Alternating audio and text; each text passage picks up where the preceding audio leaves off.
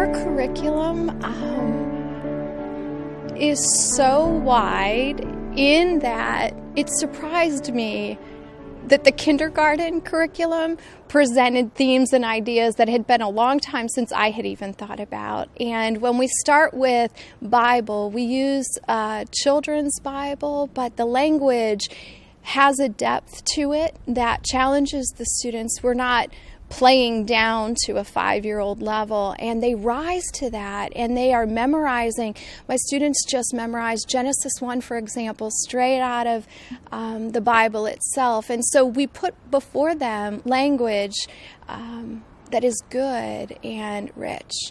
And while the stories in Bible might be somewhat abbreviated, the main themes are there, and they're really grasping a hold of those theological foundations. In phonics, we enjoy learning about, we start out learning our letters, and then we move to, now we're reading. It becomes such a natural evolution because we practice a little bit every day. Lessons are short.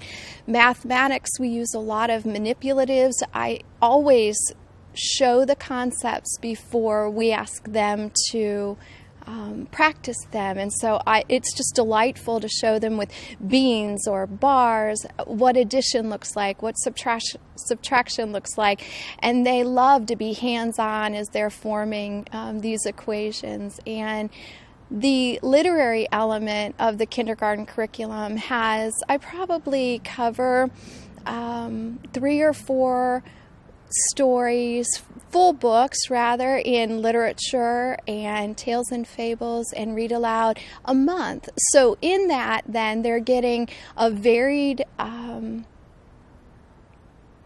just a varied assortment of what does it look like, man versus nature, man versus self, and how those lessons can then apply to their own life. And one of the neatest things for me personally has been our time with our inspirational subjects, with our composer study and our when we study our artists, because I had never spent time in that way where it was just about listening or learning all we can about a painting, and to watch them delight in that. We've got pictures on the wall that they can talk about that were done by Manet and N.C. Wyeth, and as we encounter literature, they can see that N.C. Wyeth illustrated some of those and formed their opinion of what Jody and the Yearling might look like, for example. And the handwork curriculum is so important. We start out with little lace and trace, but they start learning the dexterity and the things that they're able to create with their hands. And we've moved now to more complicated weaving, using warm colors and cool colors, and they just delight in expressing themselves that way. But the curriculum then builds on itself, and as they move into first grade, they'll begin doing more and more complex things. But it starts in kindergarten. It just trains them so well for what's ahead.